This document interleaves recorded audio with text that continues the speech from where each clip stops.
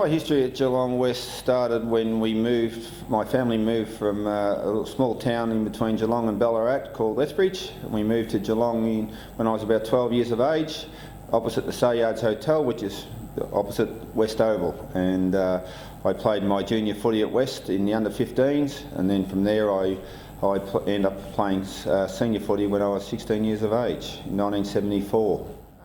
In 1974 I played 14 games, and I was quite interested in the 1974 season. I had Bill McMaster, Bob Davis, Polly Farmer come round to my home in Church Street and wanted me to come down and play in the under-19s at Geelong.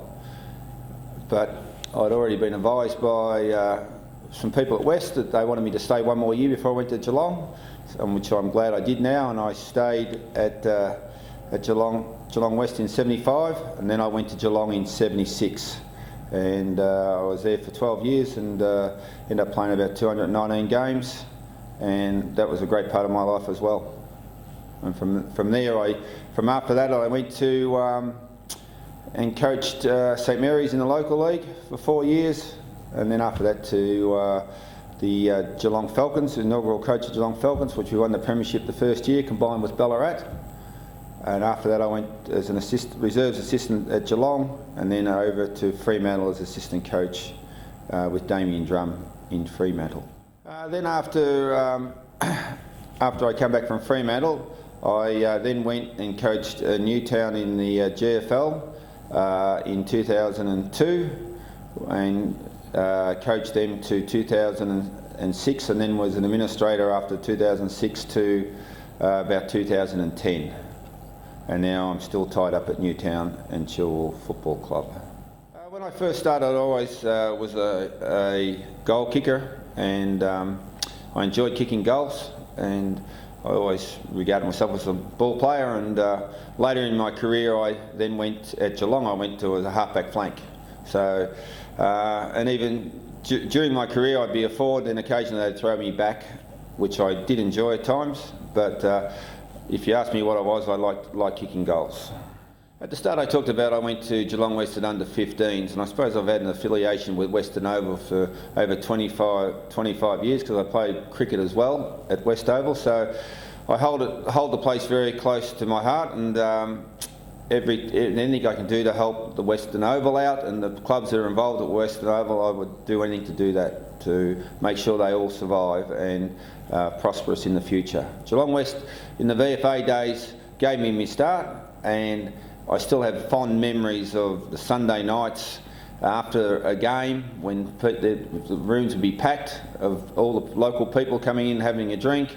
Still remember the days when we used to get 8,000 to 9,000 people at West Oval. If you know West Oval, when they're around the far side, around the bike track, where there's only a metre and it's full, tells you there's a lot of people there. So they were really great days, and a lot of memories with the players I played with in those 2 years, being only a 16, 17-year-old lad at that time. In 1975 we played in the Grand Final, and as a 17-year-old lad I just thought this was going to happen all the time. For the rest of my career, which I played till I was 29 or whatever, I played in Grand Finals but never played in another winning one as a player. I coached another Grand Final but not as a player. So I think we take things for granted sometimes when you play footy, or some people are more blessed than others that might play in 6 or 7, but there's a lot of people out there that don't get the opportunity to even play in Grand Final. So when I look back at it now, I'm really privileged to actually have played in that 75 Grand Final in the VFA, which were great days and great memories for all the people that played in that day. During 2015 we had a 40-year reunion, and talking to Greg Wells and John Friend, they come to me and they said, Terry, did you ever know that you were a target that day in that Grand Final? I said, what are you talking about? And they went on to tell me the story about that they'd heard that some of the Dandenong players might have been going to do something to me, which they said they thought they wouldn't tell me, which I'm glad they didn't. And at the end of the day, nothing happened, but it's a story that's probably get bigger and bigger, and I'm sure from the Dandenong point of view, there was better players to be worried about than worried about myself as a 17-year-old. There was in West with Tony Gilmores and Dizzy Lynch's and Joe Rododgi's. I'm sure they'd be more of a target than what I would have been.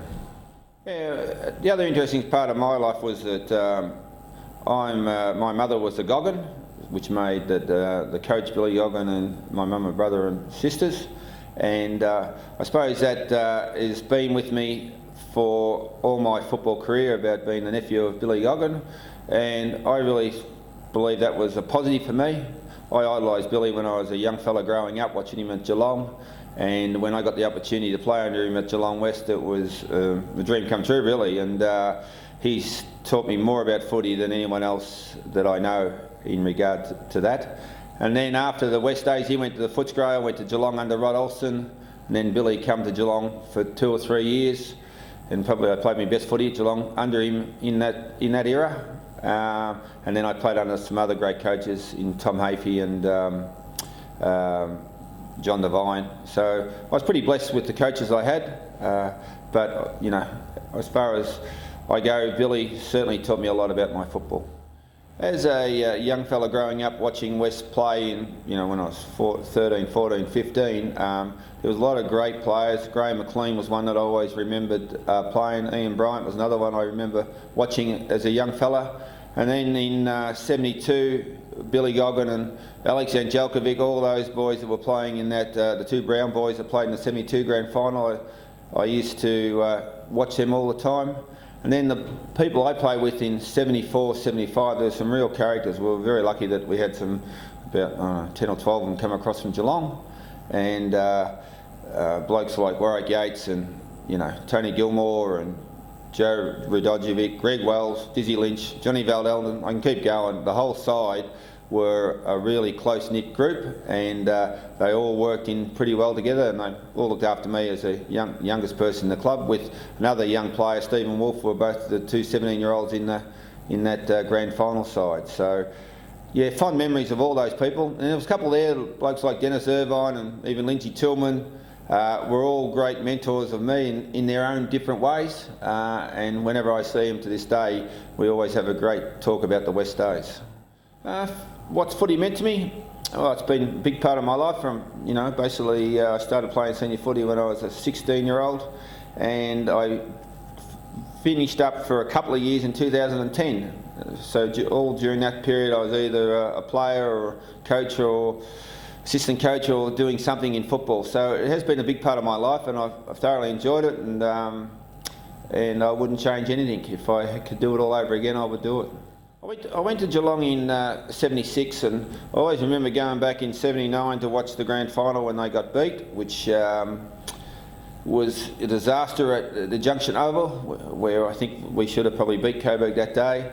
Then during the early 80s they were very successful, and I always watched them and followed them.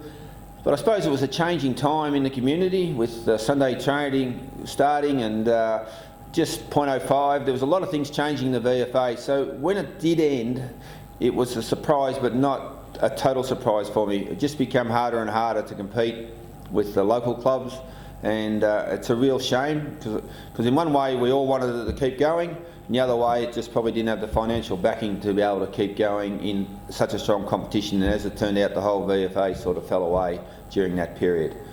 It's one of the great parts of our history, certainly in football history in Victoria, and it should never be forgotten about the VFA days. You've given your heart to get here and your soul to get it right. You can take 'em boots and all, but it's sure gonna take a fight. When you spend all week getting to your peak, you're gonna have your say. You bet. On Sunday, it's the VFA. It's Sunday. You're gonna make your play.